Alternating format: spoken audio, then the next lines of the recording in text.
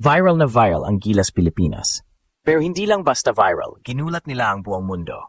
Matapos nilang talunin ang world-ranked number 6 Latvia sa Olympic qualifying tournament, ang national team ng Pilipinas ay handang-handa ng lumaban para sa ginto sa FIBA Asia Cup 2025. Sa ilalim ng sistema ni Coach Tim Cone, buo na ang 12-man core at ito ang parehong grupo na nagpakita ng chemistry, grit at puso sa pinakamataas na FIBA stage. Ngayon, bagong laban, pero isang misyon, ang kunin ang gold medal na matagal ng minimithi. At ang unang target, Chinese Taipei. Isang kupo ng may naturalized big men at explosive scorers, pero harap sa Gilas squad na mas buo, mas matibay at mas handa. Magsisimula ang kampanya ng Pilipinas sa Asia Cup ngayong August 6 at lahat na mata ay nakatutok. Ito na ang Gilas, walang kay Soto, pero puno ng armas, buo ang loob, at gutom sa tagumpay. Simula na ang misyon. Unang babagsak, simula na ng kampanya ng Gilas Pilipinas sa FIBA Asia Cup 2025. At ang unang hadlang sa kanilang landas patungong ginto, Chinese Taipei. Isang team na matagal na ring karibal ng Pilipinas sa regional play, ngunit ngayon ay may bagong armas na pwedeng maging malaking problema para sa Gilas. Ang naturalized player na si Igadiaga. Isang legit na 6'10" bruiser, siya ang ipapambangga ng Taiwan kontra kay Justin Brownlee na muling mamumuno para sa Gilas. Sa height matchup, mas matangkad ang Gadiaga, pero pagdating sa international experience, clutch shooting at leadership, malayo ang lamang ni Brownlee. Bukod diyan, mas pino na ang sistema ng Gilas. Gumagana na ang triangle offense ni Coach Tim Cone at halatang mas gamay na ito ng buong team simula pa noong Olympic qualifying tournament. Hindi lang si Brownlee ang threat.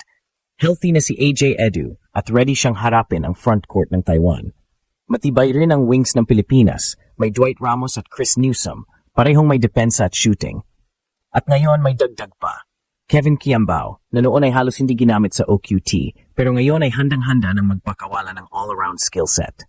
Ang Chinese Taipei naman ay umaasa sa Hinton Brothers, parehong wing-type scorers na may explosiveness at shooting touch. Pero kung babasahin ang Gilas scouting, handang-handa na ang Pilipinas sa transition defense at switching schemes, isang bagay na naging problema ng Taiwan sa mga tune-up games nila abroad. Sa papel, lamang ang Gilas sa depth, experience, at cohesion. At kahit wala si Kai Sato, puno pa rin ang rotation ng Pilipinas sa loob. Junmar Fajardo remains the anchor sa post, at ang flexibility ni Carl Tamayo ay pwedeng i-match up sa stretch bigs ng kalaban. Hindi lang ito opening game, statement game ito. At kung mananalo ang Gilas sa paraang dominante, mas lalakas ang mensahe na seryoso sila sa gold mission. Kung sa talent at lineup depth lamang, malinaw na lamang ang Gilas Pilipinas. Pero ang tunay na laban ay nasa execution, lalo na sa depensa. Sa ilalim ni Coach Tim Cone, ang Gilas ay hindi lang umaasa sa individual brilliance. Pinupuwersa nila ang kalaban sa half-court reads, switching mismatches, at low-efficiency shots. Dito masusubok ang disiplina ng Chinese Taipei. Ang naturalized big man ng Taiwan, Gadiaga, ay physical at masipag sa ilalim. Pero wala siyang finesse o passing IQ na may hambing kay Junmar o AJ Edu. Kung gagalaw siya sa shaded lane, sasalubungin siya ng help defense mula sa weak side, usually either si Kiambao o Oftana. Ang triangle ng Gilas ay hindi lang pang-open sa, may mga built-in triggers para sa defensive recovery at rotations. Sa perimeter, mas maingat na ang Pilipinas ngayon. Sa OQT pa lang, nakita na ang evolving chemistry sa backcourt trio ni na CJ Perez, Dwight Ramos, at Chris Newsom. Malaking bagay ito kontra sa Hinton Brothers ng Taiwan na parehong kilala sa quick pull-ups at isolation sets. Kung makakontrol ng Gilas ang tempo at malimit ang open looks ng Hintons, mapipilitan ng Taipei na umasa sa low post options nila kung saan mas may advantage ang Pilipinas. Sa transition game naman, key player si Carl Tamayo. Hindi man explosive scorer, pero sa kanyang length, vision, at timing, siya ang secret weapon ni Coach Tim para sa fast secondary breaks, lalo na kapag na-foul trouble sina Gadiaga o ang Hintons. Si Tamayo ang pwedeng sumalo ng hybrid big role kapag naglabas ng small lineup ang Taiwan. Isa pa sa mga silent factors, rebounds and second chance points. Gilas has the edge here with Fajardo, Edu, Kiambao, and even Brownlee crashing the boards. Sa Asian competition, possession battle ang isa sa pinaka-crucial. At kapag hindi makapuntos agad ang Taiwan, they don't have the tools to recover through long stretches. Kapag tumunog ang final buzzer sa laban kontra Chinese Taipei, hindi lang panalo ang hinahanap ng Gilas Pilipinas, kundi statement. Statement na hindi sila basta-basta. Statement na ang kanilang pagkakabuo mula sa Olympic qualifying tournament hanggang sa ngayon ay hindi sayang.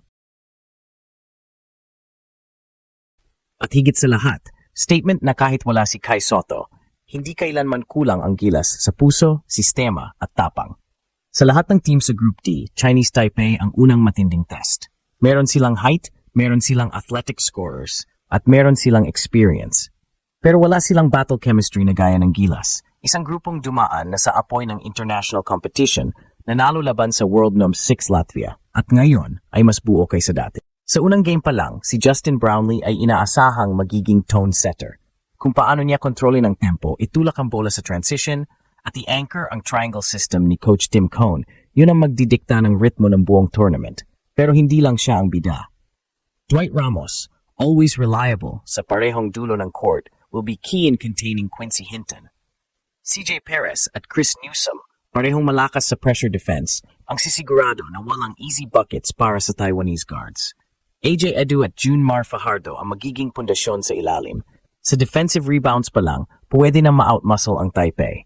At kung pumutok si Kevin Kiambao sa mid-post reads at weak side cuts, this game could easily tilt in Gilas' favor by double digits. Hindi basta-basta ang goal ng Gilas. They want gold. At kung gusto nilang marating ang finals at malagpasan ang mga heavyweight tulad ng Australia at New Zealand sa dulo, dapat malinaw na agad sa unang laro, walang aasahang buwenas. Lahat ng tagumpay kukunin sa disiplina. At kung sa unang gabi pa lang ay mapatumba nila ang Chinese Taipei ng dominante, then Asia better be on full alert. The gold mission is real, and it starts with a fall, ang pagbagsak ng unang kalaban. Sa NBA, patuloy ang sunod-sunod na galawan ng mga superstars habang papalapit ang 2025-26 season. Isa sa pinakamalaking balita ngayong linggo ay ang pagperma ni Luka Doncic ng 3-year, $165 million extension sa Los Angeles Lakers. Matapos ang ilang buwan ng spekulasyon, tuluyan na siyang magiging bagong mukha ng franchise sa tabi ni LeBron James habang sabay nilang i-transition ang Lakers sa bagong era. Hindi rin nagpapahuli ang San Antonio Spurs matapos nilang bigyan si De'Aaron Fox ng 4-year, $229 million deal. Kasama si Victor Wembanyama, malinaw na binubuo na ng Spurs ang long-term contender core na posibleng magdulot ng problema sa West sa loob ng maraming taon. Samantala, gumugulong din ang intrigang bumabalot kay Giannis Antetokounmpo na ayon sa ulat ay seryosong pinag-iisipan ang paghingi ng trade mula sa Milwaukee Bucks. Kung matutuloy ito, posibleng mabalasan ng todo ang balanse ng power sa Eastern Conference. Hindi lang ang FIBA ang mainit ngayon. Kahit sa NBA, may mga galawang pwedeng magbago ng buong landscape ng liga.